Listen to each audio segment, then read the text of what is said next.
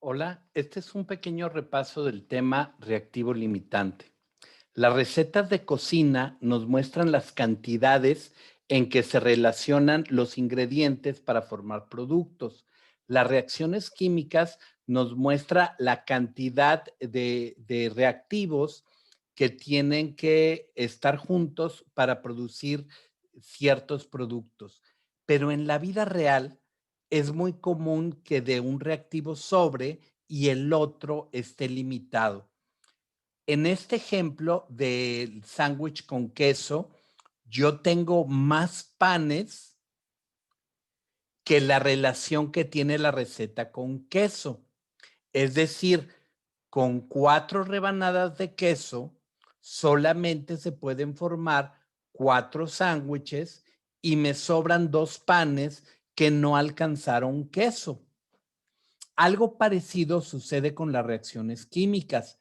2 moles de sodio con 1 mol de cloro diatómico producen 2 moles de cloruro de sodio. Pero, ¿qué pasa si tengo 6 moles de sodio y 2 moles de cloro diatómico? Que se me forman 4 de cloruro de sodio, pero no alcanzó el cloro para todos los sodios y me van a sobrar 2 sodios. ¿Cómo hacer para, en una reacción química, saber cuál es el reactivo que está limitando y cuánto es el producto que se puede formar?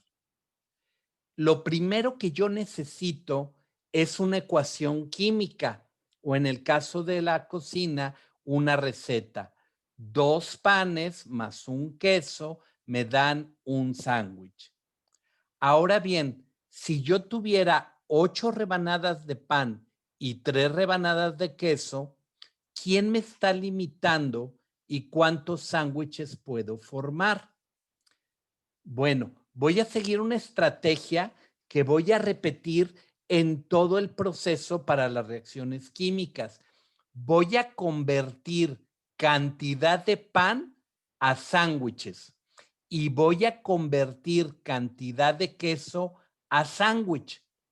El que resulte más, la cantidad más pequeña, más limitada, es la que me indica cuál es el reactivo limitante y me marca hasta dónde puedo construir de producto. Yo tengo 8 rebanadas de pan. Las voy a convertir a sándwich. Con 8 rebanadas puedo hacer 4 sándwiches. Ahora, con 3 de queso puedo hacer 3 sándwiches. La cantidad más limitada es la que me marca el queso. Por eso voy a decir que en 8 rebanadas de pan y 3 rebanadas de queso, el limitante es el queso. Es el que me indica cuántos sándwiches se pueden formar. Esta misma estrategia la voy a usar con las reacciones químicas. Me presentan esta reacción química. Yo tengo 5 gramos, 6 gramos de carbono y 3 gramos de hidrógeno para formar metano. ¿Quién es el reactivo limitante y quién es el reactivo en exceso? Lo que voy a hacer es convertir mi pan, carbono, a metano, a sándwiches, y mi queso, hidrógeno, a metano, sándwiches. El que salga más pequeño me va a mostrar quién es el reactivo limitante. ¿Qué necesito hacer para convertir 6 gramos de carbono a metano? Lo primero que tengo que asegurarme es que tengo la ecuación balanceada. Esta ecuación se balancea con un 1 aquí, un 2 acá y un 1 adelante del metano. Y necesito ir a la tabla periódica y ver cuáles son las masas molares de los elementos individuales involucrados. El siguiente paso que voy a dar es calcular cuál es la masa molar de las moléculas o compuestos involucrados en mi ecuación. Este 16 salió de que el carbono pesa 12 y está unido a 4 hidrógenos que pesan 1. Este 2 salió de que el hidrógeno diatómico tiene 2 hidrógenos 1. Mi siguiente paso es que los coeficientes me muestran la relación en moles que existen entre reactivos y productos. Sé que cada mol de carbono hace 1 mol de metano. Cada 2 moles de hidrógeno hacen 1 mol de metano. A estos les voy a llamar moles equivalentes. Ahora, como a mí me dan gramos, no moles, necesito saber el equivalente en gramos. ¿Cómo voy a hacer eso? Voy a multiplicar la masa molar que está en gramos sobre mol por el número de moles. Multiplico la masa molar por el número de moles y el resultado de gramo mol por mol es gramo. Entonces ya sé que cada 12 gramos de carbono se me producen 16 gramos de metano. Cada 4 gramos de hidrógeno se me producen 16 gramos de metano. Estos son los gramos equivalentes. Observen que 12 más 4 da 16. Ahora sí puedo convertir 6 gramos de carbono en gramos de metano, como si pasara de pan a sándwiches. Pero ¿cómo le voy a hacer? Voy a poner el dato que me da el problema, 6 gramos, y lo voy a multiplicar por un factor de conversión. El factor de conversión lo saco de los equivalentes, en este caso, de los gramos equivalentes. ¿A quién pongo abajo? Al que tenga las mismas unidades que mi dato. ¿A quién pongo arriba? Al que quiero convertir. En este caso, 12 gramos de carbono y 16 gramos de metano. De tal manera que 6 gramos de carbono lo multiplico por un factor de conversión que tiene arriba los equivalentes en gramos de metano y abajo el equivalente en gramos de carbono y me da 8 gramos de metano. Es decir, con el carbono, mi pan, puedo fabricar 8 gramos de metano, como si fueran 8 sándwiches. Tengo que convertir ahora 3 gramos de hidrógeno en gramos de metano. Voy a hacer exactamente el mismo procedimiento. Aquí pongo mi dato del problema. En la parte de arriba pongo el equivalente al que deseo convertir y en la parte de abajo el equivalente que coincide con mi dato del problema. 12. El carbono me da 8 sándwiches, el hidrógeno me da 12. ¿Quién me dio la cantidad más limitada? Carbono. ¿Cuánto metano se puede formar? Solamente 8 gramos, porque no tengo más carbono. Es como si no tuviera más rebanadas de pan. Entonces el carbono es el reactivo limitante, el hidrógeno en este caso va a sobrar y solamente se pueden formar 8 gramos de metano. Veamos una ecuación un poquito más grande.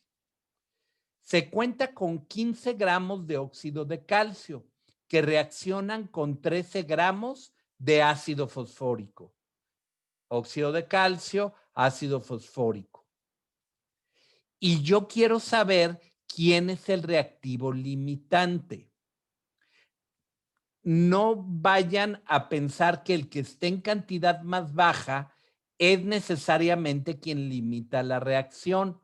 En el ejemplo pasado, de hidrógeno solamente tenía 3 gramos, pero se convertía en 12 de metano. Aunque es más chico que 6, no era el reactivo limitante. 6 gramos de carbono produjeron 8 gramos de metano y 3 gramos de hidrógeno producen 12 gramos de metano. Ahora bien, el siguiente paso que tengo que dar es asegurarme que tengo la ecuación balanceada. No estaba balanceada. El balanceo es un coeficiente 3, 2, 1 y 3. Ya tengo la ecuación balanceada, pero tengo que convertir 15 gramos de óxido a gramos de fosfato de calcio. Hasta ahorita yo no tengo gramos. Necesito ir a la tabla periódica y traer las masas molares de los elementos individuales. Ya que los tengo, voy a calcular la masa molar de cada compuesto involucrado. Este 56 salió de sumar una vez el calcio con una vez el oxígeno. 40 más 16.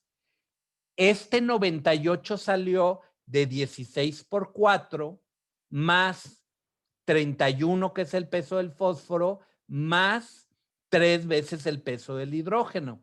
Este 310 salió de multiplicar por 3 el peso del calcio, de multiplicar por 8 el peso del oxígeno y por 2 el peso del fósforo.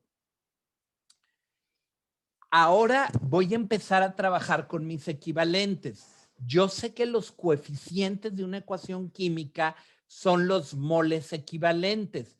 Tengo 3 moles de óxido de calcio, 2 moles de ácido fosfórico, 1 mol de fosfato de calcio, 3 moles de agua.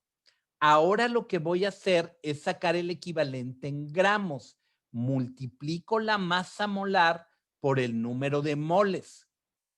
168 gramos de óxido de calcio producen 310 gramos de fosfato de calcio.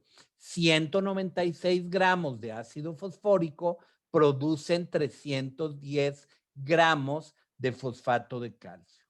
Observen que si yo sumo los dos reactivos, me suman lo mismo que los dos productos. En este paso yo sé que el balanceo es correcto, que las masas molares son correctas y que la multiplicación es correcta. Si hubiera algo, ya fuera el balanceo, las masas o las operaciones, no me daría igual los gramos de producto que los gramos de reactivo. ¿Qué voy a hacer ahora? Voy a convertir mi pan, 15 gramos de óxido, en fosfato de calcio, como si convirtiera el pan en sándwiches. Y voy a convertir 13 gramos de ácido fosfórico a fosfato de calcio, como si convirtiera el queso en sándwiches. ¿Cómo voy a convertir 15 gramos de óxido de calcio a fosfato de calcio? Bueno, voy a seguir la estrategia que hemos estado siguiendo en estos problemas.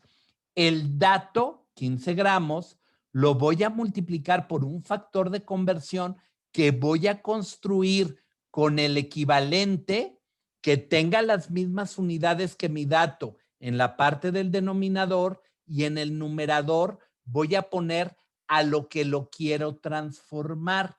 En este caso, 15 gramos de óxido, abajo va a ir 168 gramos de óxido de calcio y arriba va a ir 310 gramos de fosfato de calcio. Si yo realizo esa sustitución, me da 27.67. El siguiente paso es convertir 13 gramos de ácido fosfórico a fosfato de calcio. ¿Cómo voy a hacer eso?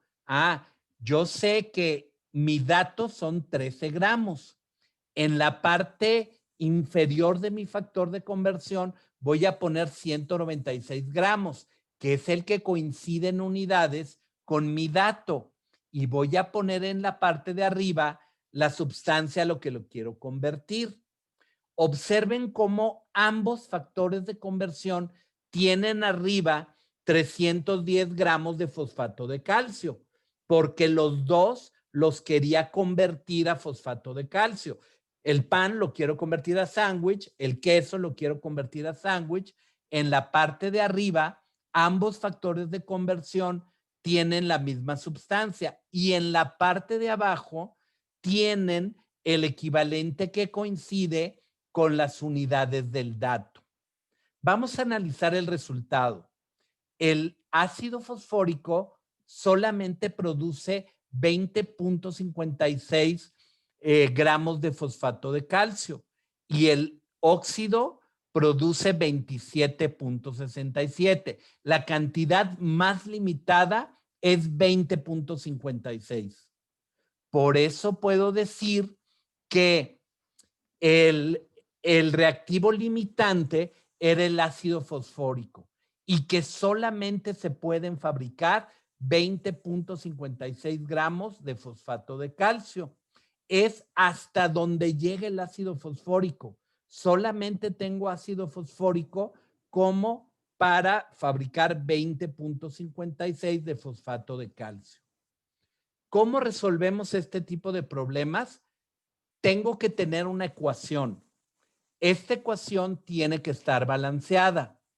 A los compuestos de la ecuación le saco la masa molar. El equivalente en gramos lo voy a obtener multiplicando la masa molar por el coeficiente o el número de moles para sacar el equivalente en gramos. Tengo que hacer dos conversiones diferentes de el primer reactivo a producto y del segundo reactivo a producto, de pan a sándwich, de queso a sándwich. Los comparo. El que me salga más pequeño me dice que ese ingrediente era el limitante. El que salga más grande quiere decir que ese es el reactivo en exceso. Gracias por prestar atención a este video.